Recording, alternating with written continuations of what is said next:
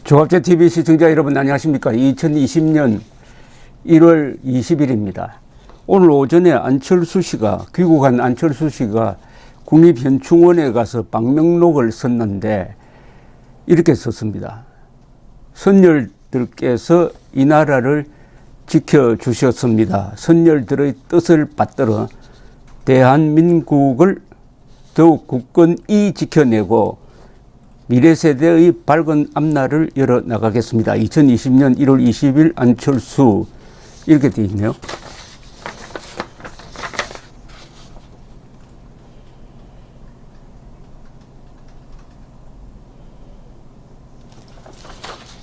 여기 보면은 대한민국이라 썼다가 민국이라고 고쳤습니다. 이 글에 대해서 제가 좀 평을 하고 싶어요. 우선 여기 굳건히입니다. 굳건이가 아니죠. 이 맞춤법이 틀렸습니다. 굳건히. 그리고 안철수라고 한글로 썼는데 한글이 아니고 본명을 쓰려면 한자로 써야 됩니다.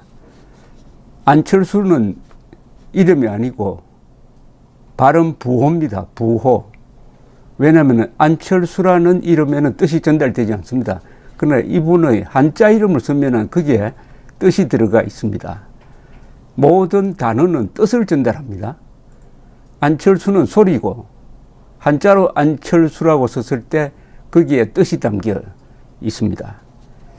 굳건히, 굳건히 이 조금 잘 틀리는 맞춤법인 것은 사실입니다. 그러나 귀국할 때부터 비행기 안에서 오늘 방명록을 써야 할 텐데 문장을 아마 구상했을 것이라고 생각합니다. 그렇게 준비를 했어야죠, 또. 그런데 굳건히라고 쓰지 않는 것은 좀 유감입니다. 문재인 대통령은 2017년 6월 29일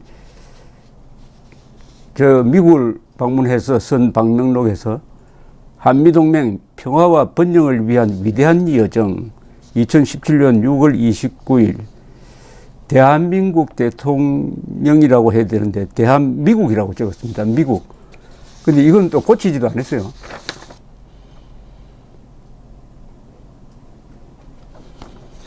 안철수 씨는 고쳤는데 대한민국이라고 썼다가 대한민국이라고 고쳤는데 문재인 대통령은 그냥 대한미국이라고 남겨놓고 말았습니다. 대한미국, 미국에 가서 대한미국이라고 해놓으니까 좀 이상한 생각도 듭니다. 이건 고쳐서 해야 된다고 생각하는데요. 2017년 3월 10일 박근혜 대통령이 탄핵 결정되는 날 문재인 씨는 이런 글을 또 남겼습니다. 애들아, 너희들이 촛불광장의 별빛이었다. 너희들의 혼이 천만 촛불이 되었다. 미안하다. 고맙다. 2017년 3월 10일 문재인. 이 세월호 때 희생된 학생들을 위한 방명록인데 미안하다까지는 괜찮은데 고맙다라는 말이 그리고 촛불과 연결시킨 게 이게 과연 옳은 글이냐 하는 논란이 있었던 기억이 납니다. 이 대통령들이 하는 연설에서 맞춤법에 맞지 않는 게 자주 나옵니다. 이 한국어를 상당히 정확하게 사용하고 발음도 정확한 박근혜 당시 대통령도 2014년 5월 19일 해경 해체 발표문에서 이런 문장을 썼어요. 그동안 국민의 안전과 재난을 관리하는 기능이 여러 기관에 분산되어 있어서 신속하고 일사분란한 대응을 하지 못했습니다. 컨트롤타워의 문제도 발생했습니다. 일사분란이 아니라 일사불란이죠. 불로고 해야 되죠. 일사불란 했는데 일사분란이라고 잘못 적었습니다. 2015년 8.15 경축사 해방 70주년을 맞은 뜻있는 경축사였는데 정부는 우리 국민의 안위를 위협하는 북한의 어떠한 도발에도 단호히 대응할 것입니다. 안위를 위협한다고 했습니다. 이 안위는 한자로 쓰면은 안전과 위험을 줄인 말이죠. 안전과 위험을 줄여가지고 안위라고 하는데 요사이 대통령 연설에서 안위를 지키겠습니다 하는 말이 자주 나옵니다. 거의 막 공통적으로 나온다고 보면 됩니다. 안위를 지킬 필요가 있습니까? 안전을 지켜야지. 위험까지 지킬 필요가 있겠습니까? 왜 이런 일이 일어나느냐 하면은 한글 전용의 폐해입니다. 한글 전용. 한글 전용을 하면은 안위, 막연하게 안위, 안전이다 이렇게 생각해요. 그러나 한자로 적으면은 그게 아니고 안전과 위험을 줄였구나 이렇게 되는 것입니다. 요사이 언론에서 잘못 쓰는 단어, 거의 공통적으로 잘못 쓰는 단어가 있습니다. 난이도가 높다 이렇게 나옵니다. 난이도가 높다. 난 어려운 거, 이 쉬운 거 말이 안 되죠. 이건 난도가 높다고 해야 됩니다. 어려운 정도가 높다 이래야 되죠. 난이도가 높다고 하면은 어렵고 쉬운 것이 다 높게 뭐 이렇게 말이 안 됩니다. 안위를 위협한다는 안전을 위협한다로 바꿔야 되고, 가장 많이 틀리는, 특히 정치인들이 많이 쓰는 말이 있습니다. 저 행동은 금도를 넘었다. 금도. 사진 한번 찾아보십시오. 금도가 뭔지. 금도는 넉넉하다는 뜻입니다. 넉넉하다는 뜻입니다. 이 금지금자가 아니에요. 그리고 일사불란은 아까 말씀드렸고, 요새 동고동락인데 동거동락으로 나옵니다. 동고동락. 고통도 즐거움도 같이 한다는 뜻인데, 동거동락이라고 하면은 굳이 말을 만든다면 같이 살면서 즐거움을 나눈다는 뜻이 되겠죠. 동고동락입니다. 그리고 가장 많이 틀리는 것은 이 단어 아닌가 생각됩니다. 중국이 세계 제2위의 경제대국으로 등극했다. 등극은 하나입니다. 황제가 등극했다, 왕이 등극했다 이래 되는 거죠. 챔피언으로 등극했다. 이건 맞습니다. 그러나 2등으로는 등극이 안 되는 거죠. 그건 하나니까요. 이 말씀을 드리는 것은 요사이 한국 사람들이 잘 속는 이유, 이 문 정권이 국민을 개돼지로 보는 것 아니냐, 이렇게 거짓말을 해도 우리 국민들이 속아 넘어간다.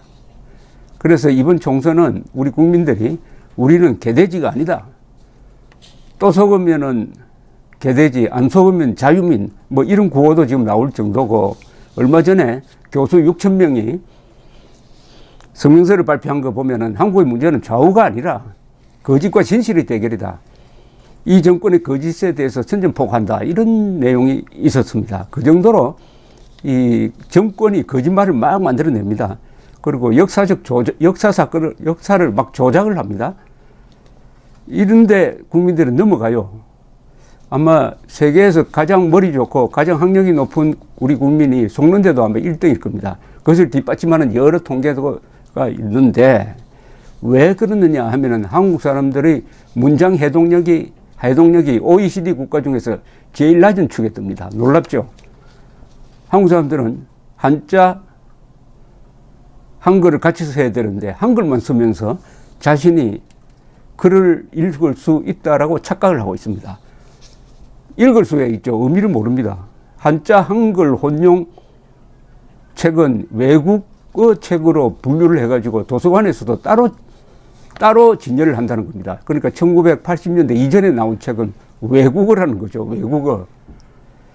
한글 전용이 약 이제 40년 동안 이렇게 진행되면서 우리 국민들의 문장 해독력이 낮아지고, 아까 보듯이 이 안철수나 문재인 같은 탑 클래스에 속한 사람들도 이렇게 문법에 맞지 않는 말과 글을 하고 있습니다. 대통령이. 이게 여기서 끝나는 게 아닙니다. 문장 해독력이, 어휘력이 우리 국민 전체로 봐서 낮아졌다고 하는 것은 큰 국가적 불행입니다. 이것은 우리 생활 곳곳에 스며들고 정치에도 영향을 주고 이 교양 수준도 떨어뜨리고 해서 총체적으로 보면은 잘 속는 국민이 되었다. 민주주의 국가에서 국민이 속으면 어떻게 되느냐? 사기꾼이나 반역자가 국회나 청와대를 점거하게 된다. 이겁니다. 자, 문장 해독력이 단순히 맞춤법 수준의 문제가 아니고 얼마나 우리 생활에서 심대한 영향을 끼치느냐 하는 것은 OECD가 2016년에 아주 광범위한 보고서를 통해서 발표한 적이 있습니다. 문장해독력입니다. 문해력이라고 그럽니다. 이 보면은 문해력은 건강과 관계가 있습니다. 우선 문장해독력이 높은 사람일수록 건강이 좋답니다. 낮을수록 나쁘답니다. 그리고 문장해독력이 높을수록 취업률이 높답니다. 취업률이, 문장해독력이 낮으면 취업률도 낮아진다. 우리 송복 교수가 멋진 이야기를 했습니다. 인간은 어휘력만큼만 출세할 수 있다. 이게 과정이 아니라는 겁니다. 과학적 뒷받침이 있습니다. 그리고 문장해독력이 높을수록 소득이 높고 문장해독력이 낮을수록 낮아진다는 겁니다. 동시에 문장해독력이 낮은 사람의 부모는 교육 수준이 상대적으로 낮은 것으로 나타나서 이게 대물림 현상이 있다는 겁니다. 부모가 문장해독력이 낮으면은 자녀도 그렇게 된다는 겁니다. 좀 무서운 이야기죠. 한국, 이탈리아, 스페인, 네덜란드가 보면은 이런 경향이 있답니다. 부모가 문장해독력이 낮아서 자녀도 낮아지는 그런 경향을 나타내고 있다. 그리고 집에 책이 적은 환경에서 자란 사람들일수록 문장해독력이 낮다는 겁니다. 집에 책이 있어야 된다는 겁니다. 어릴 때부터 쉽게 책을 뽑을 수 있는 서가가 있어야 되는데 책이 없는 좀 황량한 사막 같은 집안에서 자라나면은 문장해독력이 낮아진다. 그리고 문장해독력이 높을수록 컴퓨터를 이용한 문제 해결 능력이 높아진다고 합니다. 그러니까 컴퓨터 다루는 방법과 문장해독력이 같이 간다는 거죠. 그런데 이 조사에서 세계에서 가장 문장해독력이 높은 단연 1등인 나라는 일본으로 나타났습니다. 일본은 문장해독력에서 모든 부문에서 1등입니다. 왜 그럴까요? 일본의 언어 구조와 우리가 비슷합니다. 말하자면 표음 문자와 표의 문자를 같이 쓰게 되어 있습니다. 그런데 일본은 표음 문자인 가다가나도 쓰고 표의 문자인 한자도 같이 섞었습니다. 우리는 지난 40년 동안 표음 문자로만 가고 표의 문자인 한자를 버려버렸습니다. 반신불수가 되었습니다. 한국의 낱말의 70%는 한자로 표기를 해야 됩니다. 한자로 표기하지 않으면 그 낱말은 소리가 됩니다. 암호가 되어버립니다. 아성반점이라고 했을 때 아성이 무슨 말이냐? 모르죠. 자, 이 결과는 어디로 나타날까? 모든 분야에 미칩니다. 이 언어 능력의 저하는 그 사람의 수준의 저하를 말합니다. 사람의 수준이 저하되면 어떻게 됩니까? 생산성도 줄어들고 법도 안 지키고 선동에 잘 속아 넘어가고 그리고 노벨상도 많이 받지 못합니다. 지금 아시아에서 노벨상 가장 많이 받는 나라는 표음 문자와 표의 문자를 같이 쓰는 일본입니다. 27명 아니면 28명인데 어쨌든 세계 아시아에서 단연 1등입니다. 노벨상 많이 받는 순서가 미국, 영국, 독일, 프랑스, 스웨덴, 그 다음에 스위스, 일본이 비슷한데 이것은 뭐냐? 기초학문이 강하다는 겁니다. 특히 과학 분야가 강하다는 것입니다. 과학 분야가 강하다는 것은 어려운 논문을 해독하는 사람들이 많다는 거죠. 어려운 논문을. 여러분, 우리나라 이 논문을 보면은 과학 논문입니다. 과학 논문이 어떻게 되어 있냐면은 한글 전용으로 되어 있어요. 한글 전용으로 된 논문을 읽으면은 읽을 수는 있습니다. 그런데 뜻이 도무지 통하지 않습니다. 그 어려운 한자 개념어가 한글로 적혀 있으니까 모릅니다. 그러면은 정밀한 수치와 정밀한 사실 검증을 요구하는 고급 학문과 고급 기술은 발달되지 않는다. 이렇게 되는 거죠. 이 세계적인 뇌과학자로 알려진 가천의대 연구소장이 학생들 12명을 상대로 한자 단어와 한글 단어를 읽혀가지고 뇌에서 어떤 작용이 일어나는지를 연구한 적이 있습니다. 한자 단어를 접하면은 뇌의 기능이 활성화된다는 겁니다. 한글은 그렇지 않다는 거예요. 이분이 이렇게 설명을 했습니다. 커피를 떠올려 보세요. 커피 하면 그 맛과 향기, 그 무틱틱한 원두, 커피잔 등 오만 가지가 다 떠오르는데 이처럼 떠오르는 것이 많을수록 기억이 잘 됩니다. 한자를 읽은 사람은 뇌의 여러 군데가 그런 식으로 활성화됩니다. 활성화되면 머리가 좋아진다는 이야기입니다. 뇌가 활성화된다, 에너자이즈 된다 이 말이죠. 근데 한글은 그런 기능이 없다는 겁니다. 한글은 연인이라고 한자로 썼을 때와 한글로 썼을 때 받아들이는 뇌의 활동이 달라진다 이겁니다. 그 결과가 오늘 안철수, 문재인 이 두 사람이 자기 이름도 발음 부호로 쓰고 한자로 써야 될 텐데 부모가 이름 만들어줄 때는 한자로 적으라고 만들어준 거 아닙니까? 그런데 문법도 틀린다. 이게 다 연동되어 있습니다. 속지 않는 국민이 되려면 한자와 한글을 같이 써야 합니다.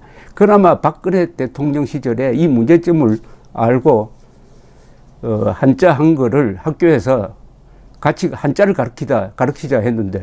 가르치자고 했는데 이 정권이 들어서서 그 교육 계획도 한국사 교과서 정상화와 함께 같이 뭉개고 말았습니다. 감사합니다.